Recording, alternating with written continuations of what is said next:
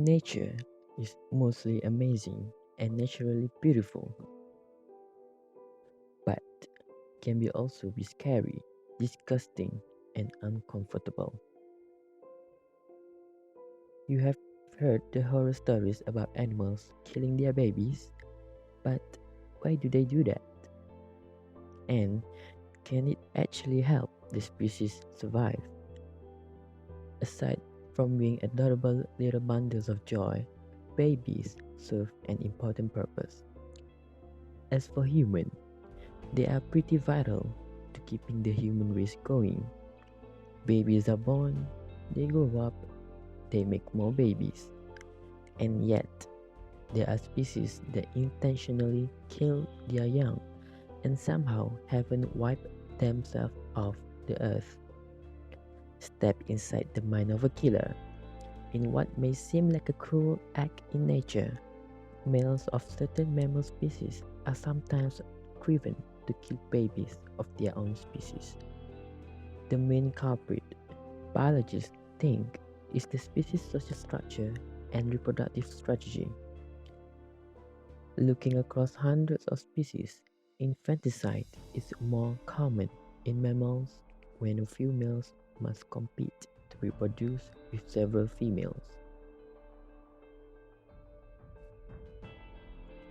Some species kill and eat their young because it's good for the survival of the species.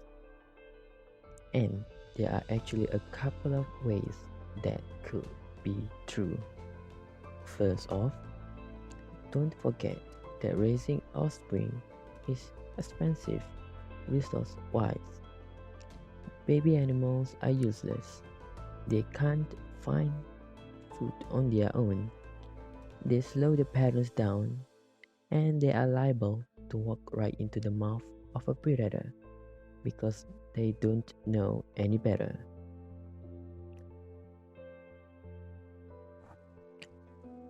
Infanticide in lions are common in wildlife.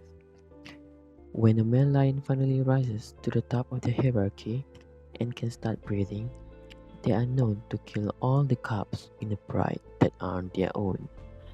By doing this, the females become ready to breed sooner so he can father cubs with them and procreate to extend his genetic lineage.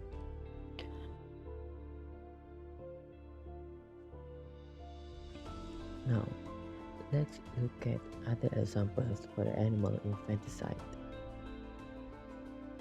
In this video is the hippobo infanticide. The video was recorded in 2018 in the Luangwa Valley in Zambia. Most likely, the hippo bull defeated and chased off the previous ruling bull. He found a calf within the pod that wasn't his. His gene dominance tells him to reproduce with as many hippo cows as possible. The hippo cow with a newborn won't be receptive the next 2 years. So, to get her in ostrich, he need to kill the calf. So the suckling stops, and the biological system of the cow will tell her she lost the baby, and so she will start ovulating soon after that.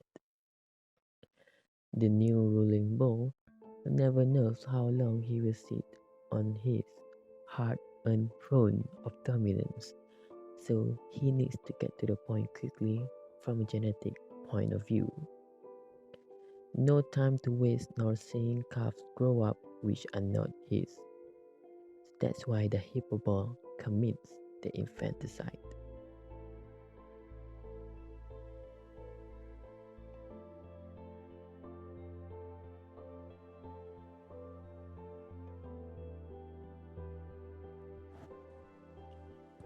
Animal infanticide can be also seen in marine mammals like bottlenose dolphin and orcas.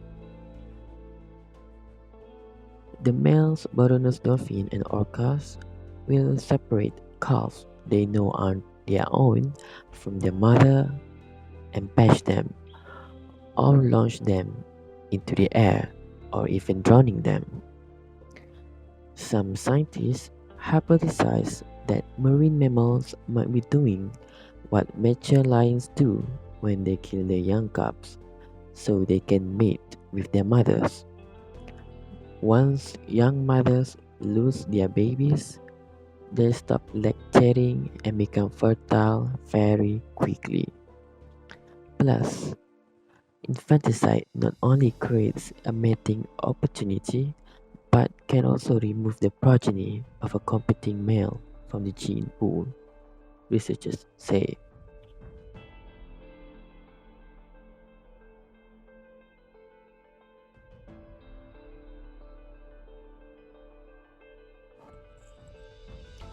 Male langur monkeys will also kill offspring, but never their own, and never those older than 6 months. That lead researchers to conclude it is not because they are indiscriminate monkey murderers. They are only killing babies they are still suckling. While they are suckling, their mothers are producing milk, and in these monkeys, milk production inhibits ovulation. So get the kid out of the picture and the males have a potential mate sooner.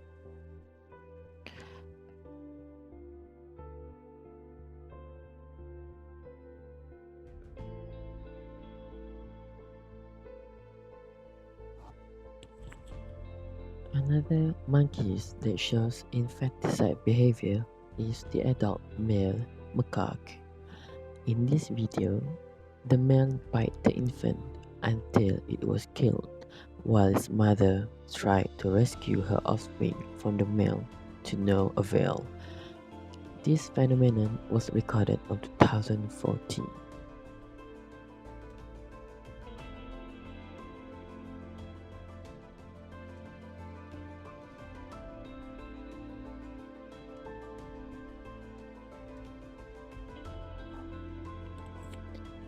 To counteract this infanticide behavior, the females of some species have developed an ingenious strategy, which is mate with everyone.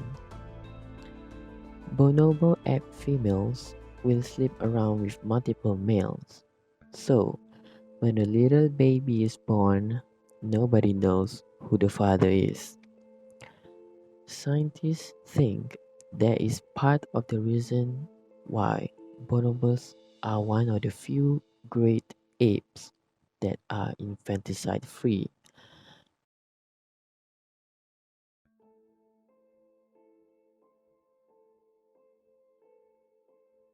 Pregnant horses will do the same thing. If a female horse is mated with a male from outside her herd and then brought back, she will mate with multiple stallions in her herd to disguise its paternity.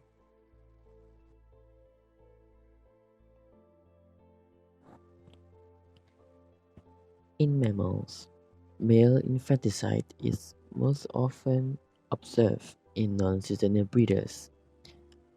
There is less fitness advantage for a conspecific to carry out infanticide if the interbirth period of the mother will not be decreased and the female will not return to estrus.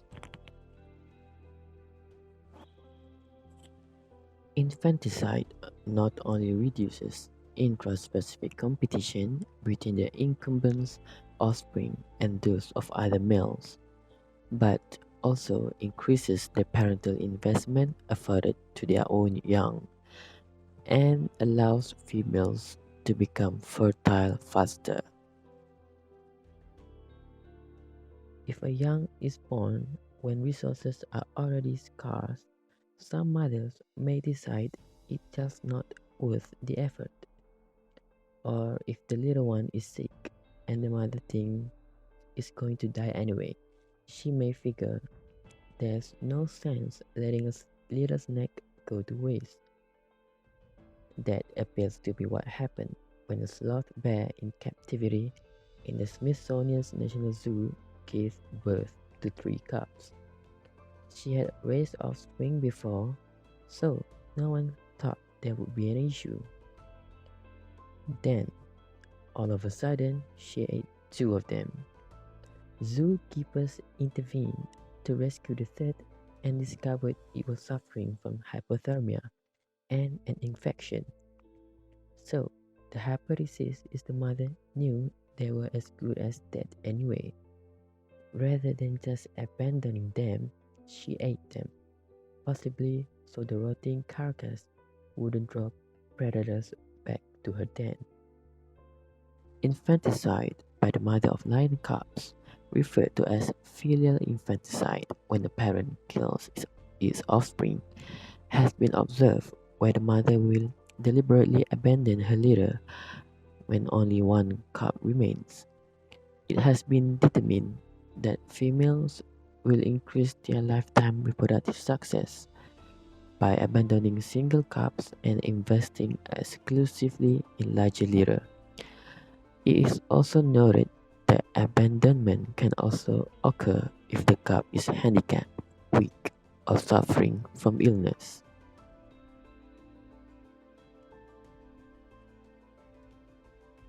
Mothers who kill or abandon their children the day they are born, usually the new mothers that were typically young, poor, and without a partner.